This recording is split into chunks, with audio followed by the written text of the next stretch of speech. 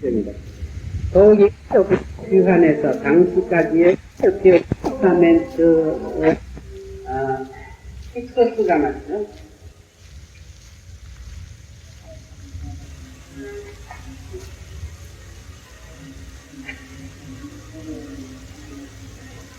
픽서스라고 하는데, 픽서스라고 하는 그 임금들의 그 대통입니다. 전통인데, 대통인데, 이 픽서스사가 픽서스 지방이 애굽을 점령을 해버렸어요. 애굽. 그래서 시리아 계통이 애굽에 가서 에집트 사람들 왕조를 내몰고 시리아 사람이 가서 에집트 왕조를 점령했으니까 팔레스타인은 자연히 픽서스의 지배하에 들어갔어요. 이때에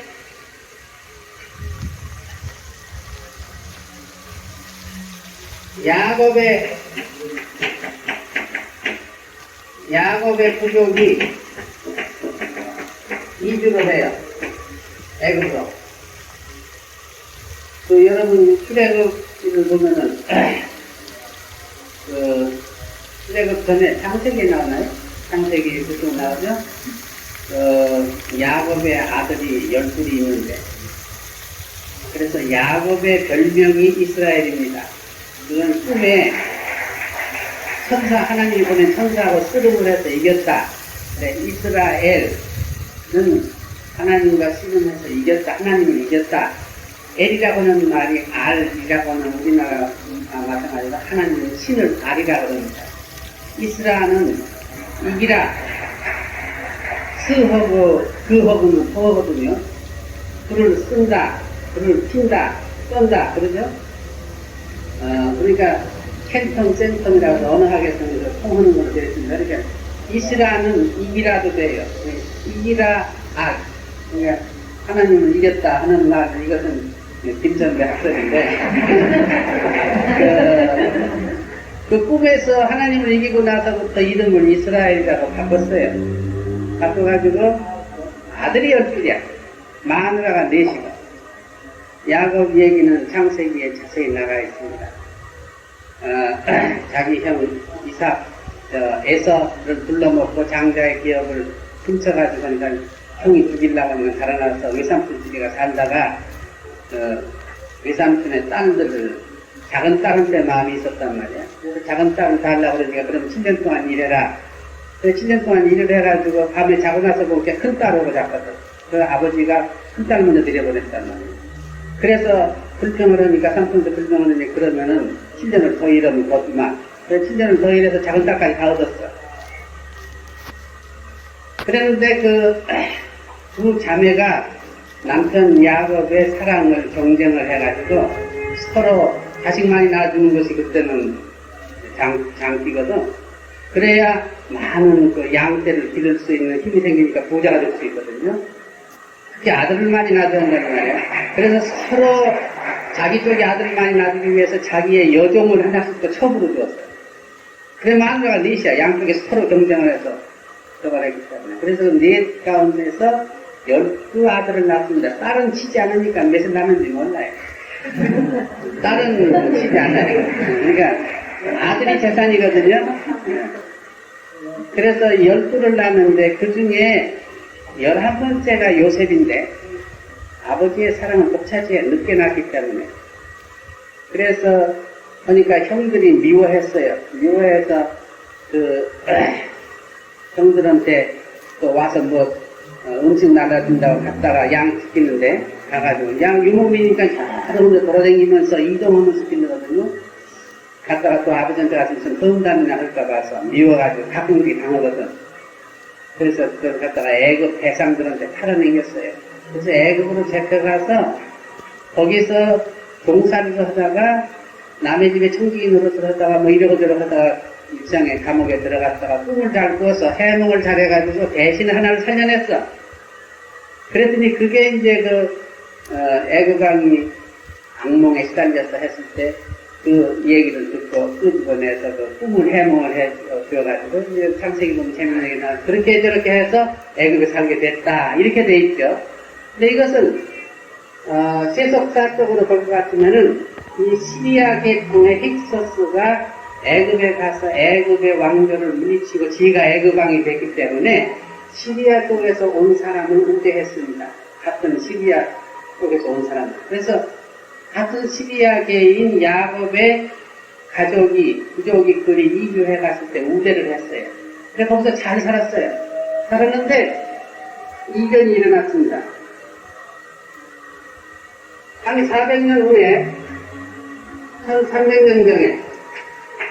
1300년경에 유명한 역사에 나오는 라메세스 2세가 힉소스 시리아 계통을 다시 몰아내고 애굽의 왕조를 복원을 했어요.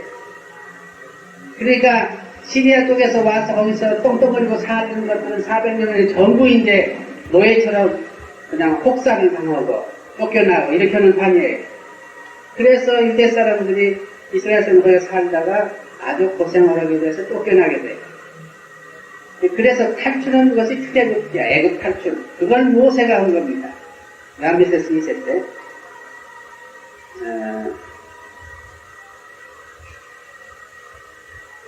이 두 경우인데 라하고 메세스하고 두 개의 이름이 붙은 겁니다. 라는 태양이라는 뜻입니다. 태양의 아들이라는 뜻이에요. 태양의 아들. 라메세스. 근데 모세도 애굽 방식에서 자라났기 때문에 모세도 라메세스였습니다.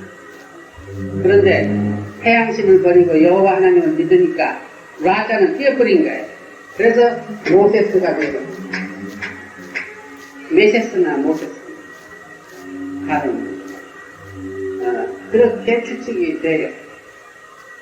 그러니까 모세가 애굽 왕실에 자라났다고 하는 것도 이름은 이게 유대 이스라엘 사람들의 이름이 아닙니다. 모세스라는 이름은 이스라엘 사람은 없어요. 그 후에 모세 이후에는 이스라엘 사람의 이름 가운데 모세라는 이름이 들어갔어요. 그 전에는 없어요.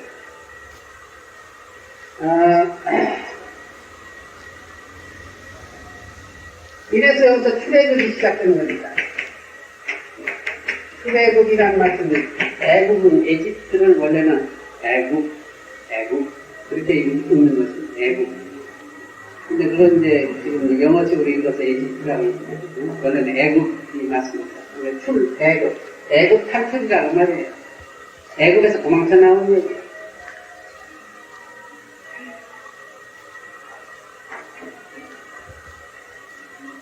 그리고 1200년에서 1020년까지 여기 이제 팔레스틴을 이스라엘族들이 정복하고 시작합니다.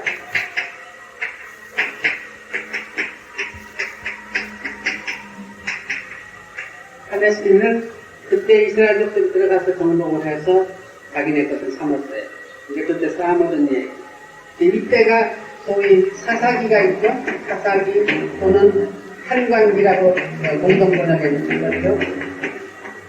사사기 시대입니다.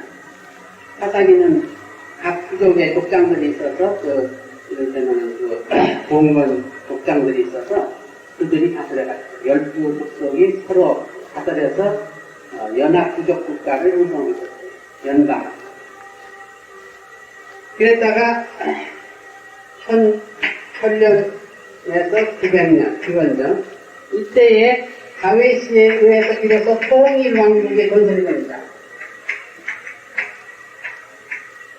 그 이전에는 부족 연합이었는데 통일 국가가 돼서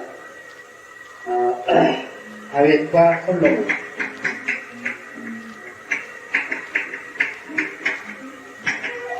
구약이면서 이 얘기가 계속돼서 이러는 거예요.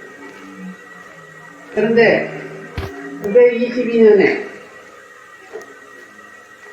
분열이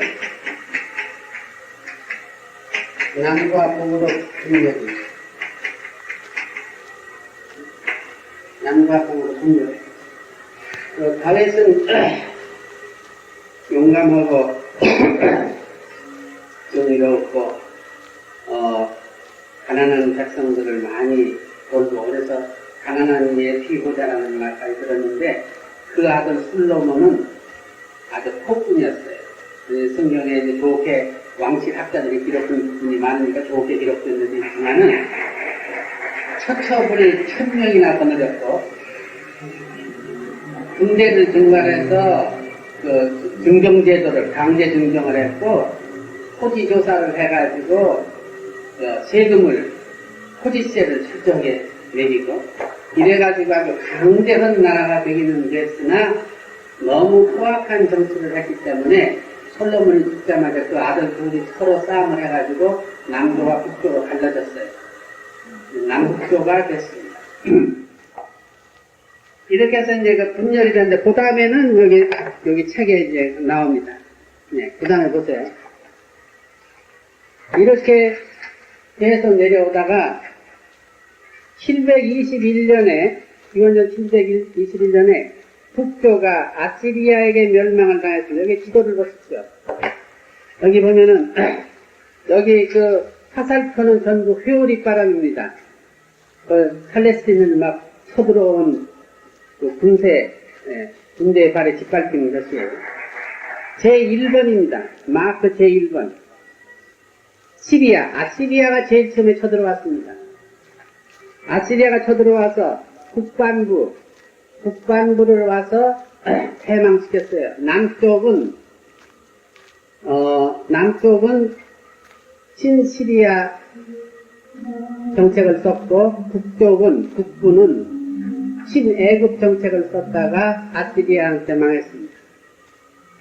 그래서 그때는 전쟁이 나서 이기면은 와서 그 지경을 쑥대밭을 만들어버리고 다 불살라버리고 그리고 장정들과 여자들은 전부 노예로 잡아가버리고 그리고 거기 있는 모든 건물 다 불태워버리고 그래서 12족속 중에서 지파 가운데 10지파가 북쪽에 살았는데 그 이후 10지파는 역사상에서 사라졌습니다.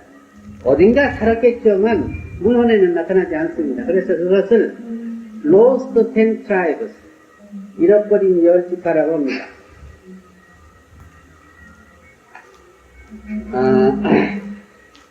그런데 남조는 그래도 더 살아남았는데 이 남조가 이번에는 기원전 586년에 바벨로니아에게 멸망을 당합니다. 이 시리아 밑에 바벨로니아가 있는데 이 바벨로니아는 지금 어디냐고 하면은 이락입니다. 요새 여기서 세사만에서 싸움이 나고 있죠.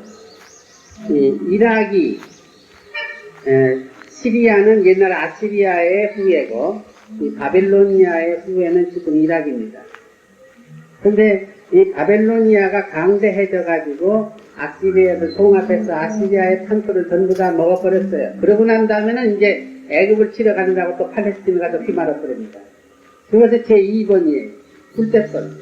화살표, 불대선. 그게 기원전 586년입니다.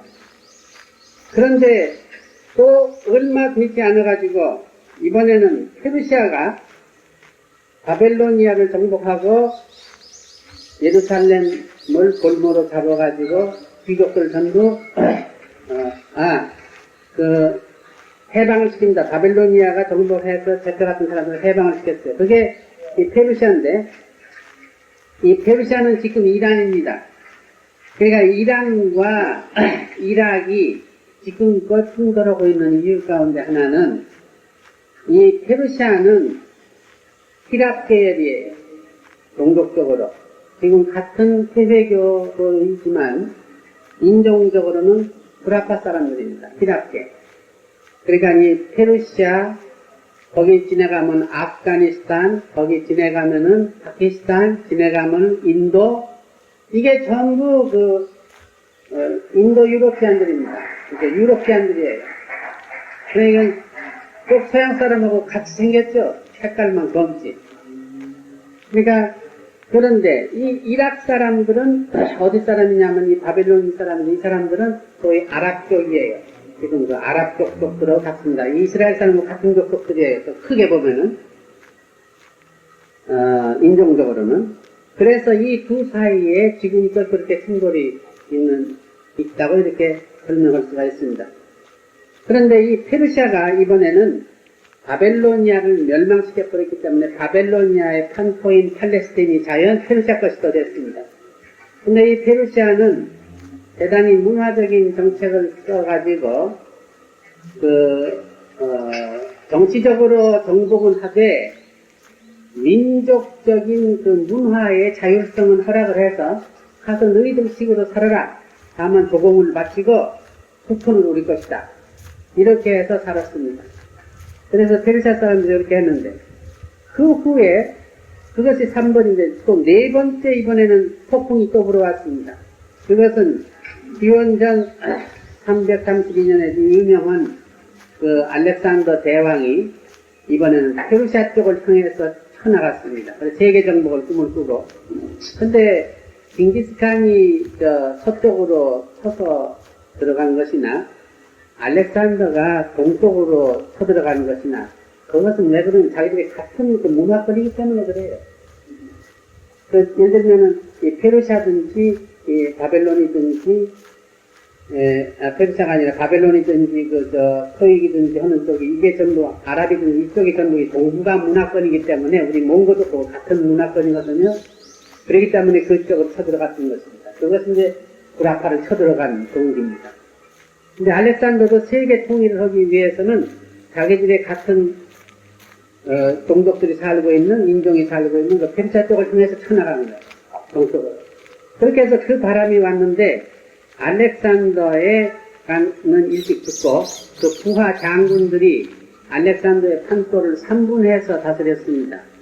아시다시피 에집트 중심으로 보는 톨레미, 역사 선생님이 계십니다. 부처님 앞에 살펴보는 게 됩니다만 톨레미 왕조고 저 시리아 쪽, 토이기 쪽에 있는 건 셀루시 왕조고 그리고 구라파에는 마케도니아 왕조 이렇게 셋으로 나눠져 가지고 세계를 3분해서 다스렸어요. 이게 이제 제 4번 화살이 애굽에서 오는 것도 있고 시리아에서 오는 것도 있는데 이것이 이때의 신공입니다. 그랬는데 기원전 165년에서 기원전 63년까지의 이 셀루시우스 왕조의 후예인 안티오코스 에피파네스라고 하는 사세라고 하는 사람이 아주 폭정을 했기 때문에 유대 사람들이 반항을 하고 들고 일어나서 축출을 해버렸어요. 팔레스틴에서. 그래서 마카베 왕조라고 하는 걸 쓰였습니다. 그게 약 100년 동안 그 왕조를 계속해서 중화까지 발행을 한 것이 지금 남아 있습니다. 그런데 그 마카베 왕조 하스모니아 왕조라고 그러는데 그것은 4분이 생겨가지고 그중 한 터가 로마 군대를 불러들였어요. 그래서 소위 유명한 그 폼페이 장군이 쳐들어가가지고 그때의 이 유대 나라를 다시 국국을 만들어 버렸습니다. 이렇게 보면은 불과 수백 년 사이에 기원전 700년에서부터 약 700년 사이, 700년 사이에 5번이나 무슨 이상한 나죠. 지진이, 폭풍이 거기에 임했다고 하는 것입니다. 그러니 이 팔레스틴이라고 하는 이 나라가 얼마나 어려운 지경에 놓여져 있느냐, 역사적으로. 그걸 우리가 예수를 위할 때 그것을 해야 합니다. 기독교가 고난의 문제를 항상 다루고 인간의 고통, 인간의 악의 문제, 사회악의 문제, 역사적인 문제를 민감하고 그것을 다루는 까닭은 이런 배경을 지니고 있는 데서 생겨난 종교이기 때문에 그럽니다. 그래서 나는 우리 조선 사람들은 이것을 가장 잘 이해할 수 있는 이 지구상에 얼마 없는 민족 중에 하나이다. 이렇게 봅니다.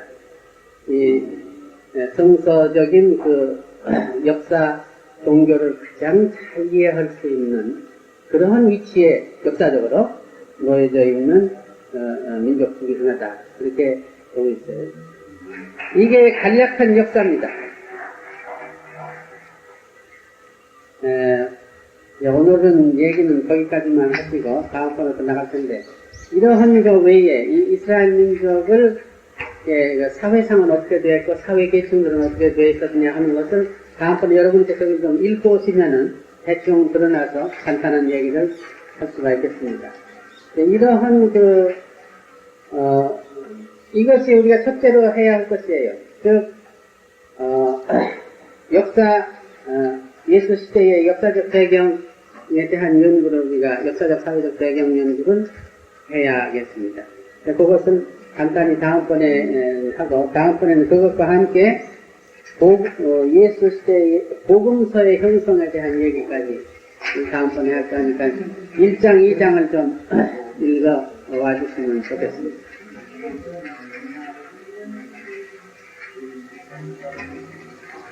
그리고 가장 성서 연구에 있어서 중요한 것은 성서를 많이 읽어야 한다는 겁니다. 근데 여러분에게 번역을 싶으면 이제 공동번역이라고 하는 거, 이것이 현대어로 번역이 되어서 가장 우수한 번역입니다. 이것이 나오기 전까지 이것은 가톨릭과 개신교가 같이 공동으로 번역해서 공동역이라고 그러는데 이게 좀 값이 비싸서 많이 보급이 잘 안 돼요. 안 되나? 요거에 아마 한 7, 8천원, 아닌가? 6천원? 이거 보통판인데? 6천원에서 9천 올랐어요? 그래 좀, 이 신약만 또 따로 나와 있습니다. 신약만은 쌀 겁니다. 그러니까, 이것을 통해서 사복음서를 이제 많이 좀 틈틈이 그냥 읽어보세요. 읽어보시면서, 의문점이 나는 거, 그런 것은 그냥 그대로 이렇게 보면서 요점은 의문스럽다 하는 것을 가지면서 자꾸 읽어가시기 바랍니다. 성경이니까 이것은 그냥 믿고 깨소리 말아야 한다 하는 게 아니라 그렇게 하면 성경 공부를 못해요. 그것은 스스로 거기서 깨달아져서 그런 권위가 내면적으로 주어져야지 외부에서 억압적으로 온 권위는 그건 언제든지 그 문제가 많은 겁니다. 그런 걱정을 하지 마시고 읽어보시면 좋겠습니다. 그런데 이것을 보면은 이 전에 있던 개역이라고 하는 개신교가 쓰는 번역은 아주 구식 국문이 돼서 아주 까탈스럽고 또 번역도 잘 조잡하고 그래. 그건 좀 이것을 읽으시면 턱 좋은데 하실 수 있으면은 이거 한 권쯤 사서 보시면 좋겠습니다.